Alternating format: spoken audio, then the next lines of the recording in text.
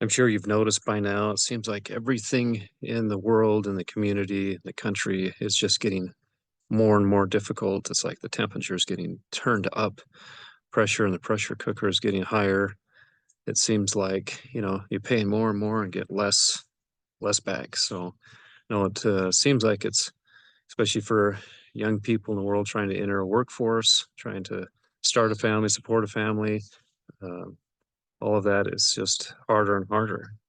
And so emotionally and mentally, what does it take to stop living paycheck to paycheck, emotionally and mentally?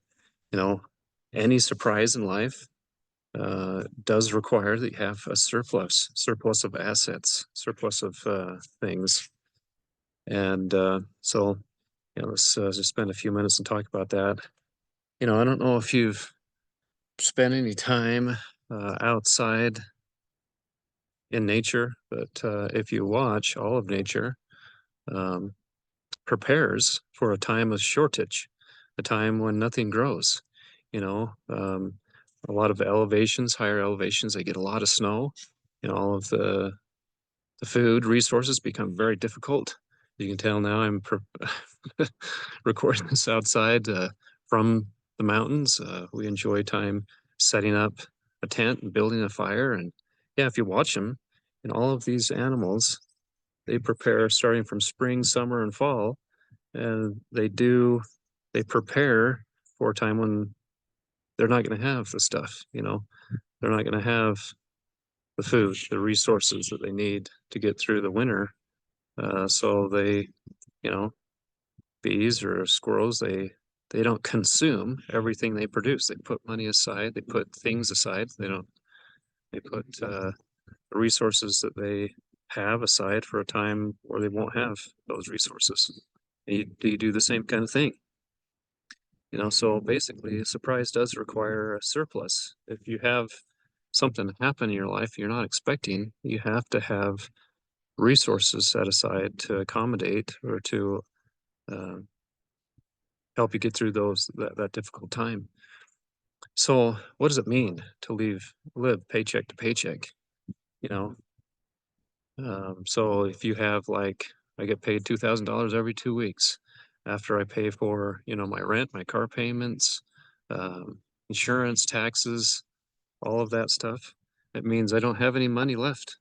And so if there's any unexpected repairs, any unexpected medical expenses, or heaven forbid, if you lose a job, th- these things create a huge problem.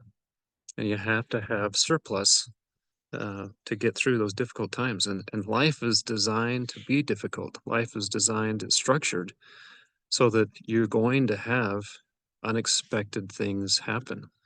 As part of life. And so how do you prepare for that?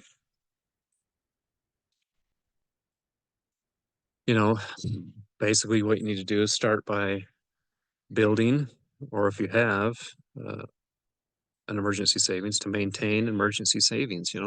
Years ago when we were first married, we had what we called kind of a bare bones budget, what it took to run our household if we just had to pay for rent. If you just had to pay for insurance and no extras, no cable, no internet, no car, no, maybe just went down to one car, no eating out, none of that stuff. What does it take to run the household? So what is that number? If I take that number and times it by six, what's that number? And it might feel a little overwhelming. If it takes me 3,000 a month times six, that's $18,000. It's a lot of money. Some would feel that it's a little discouraging, but just start slowly, 1 month at a time. Then once you have that money, start on a down payment for a house. So yeah, so back to this, if you have unexpected things happen in life, a surprise does require a surplus, in all things really, not just financially, but mentally, emotionally, all the challenges you have in life. You should have a surplus, of course, of cash. You should have a surplus of food. You know, do you have 6 months, 8 months of stores of food? If it took that long to get a job, that you've at least got food covered. You know, you should have a surplus of mental and emotional strength. A lot of times we're just operating on day-to-day basics. I barely getting by. Um, what does that mean to live paycheck to paycheck emotionally? I'm just barely keeping up with the daily challenges in life. I've got four kids and a wife and a job, and it's all very demanding. It's very difficult, just barely keeping up with that. And so if I have something unexpected happen in my life, I might just totally bankrupt. You can't, can you draw on a credit card emotionally? Can't really do that. What happens is people get anxious, people get upset, they get stressed, they get depressed. That's the reserve they go into, and you don't want to live like that. So basically, are you resilient? How do you become resilient? If a setback comes, are you able to get up and restart, focus on your goals? Do you remain calm and collected and focused even under pressure? You've got all these demands on your time, your money, your resources, and are you able to focus on what's most important and remain resilient and strong? That's easy to say, but how do you build up this emotional mental surplus? And I think it's like anything in life, especially if you enjoy working out. It's like building a muscle. How do you build muscles? Now, how do you get stronger? It's the constant negative. You're using that constant negative pressure to make yourself stronger. If I get on the bench press and I'm only bench pressing the bar, which is 45 pounds, I'm not going to get any stronger. I need to put some heavy weight on there, and I need to use that. I need to do some reps, and then do a workout, and then come back, do it 3 times a week, maybe 5 times a week. It's better. Um, yeah. So you are increasing your mind's strength or decreasing it by everything you allow to remain there.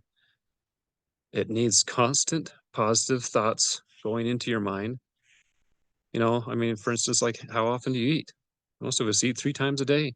How often should I be programming my mind and watching what's allowed to stay there? You should constantly be monitoring that. So if we leave our mental state to what's natural, just what naturally happens, what's going to happen? It's going to degrade into bad attitudes, bad decisions. Bad decisions made over and over lead to a very difficult life. Another example, like what if you had a very fancy sports car that was you'd paid hundreds of thousands of dollars for, and it was tuned to perform in a top manner, the very best it possibly could. It could run 0 to 100 in 5 seconds or whatever it is. But if you don't put the very best fuel into the car, it's going to run poorly. What if you put sand in the gas tank? What's going to happen then? Yeah, it's not going to run at all. It's going to be very, very expensive piece of paperweight. I mean, but yeah, I mean, that's kind of the theme of life. This decline into disorder, chaos, this entropy. If you look at everything in life, cities and towns and homes, parks, your life, relationships, if you're not constantly giving it the attention it needs and doing that maintenance, it will decline, decay, lead to disorder and dysfunction. So it's a constant fight. It's a constant battle. So a lot of times you can feel it coming on. You might have a lot of negative thoughts. You say, hey, wait a second, what's going on here? I haven't really paid attention. I need to pay attention. I need to refocus on what my goals are. I need to start the input of the positive. So, some ideas on how to strengthen your mental and emotional state. I think it starts the basics. Develop a schedule, be disciplined. The very first thing you need to do is make a plan.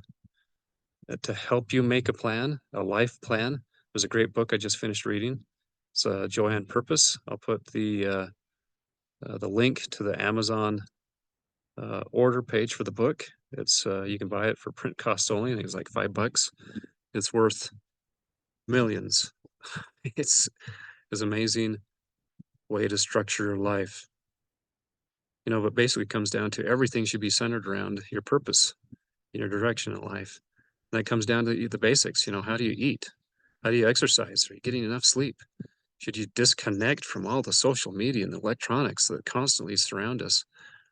Uh, or are you using those things for your purpose, for your life plan? Every morning and every evening, you should be spending time thinking and praying and meditating, planning how you can help those people around you, your marriage, your wife, or your husband, your children, your sons, your daughters, the people you work with. What tweaks can I make? What improvements can I make to improve every situation?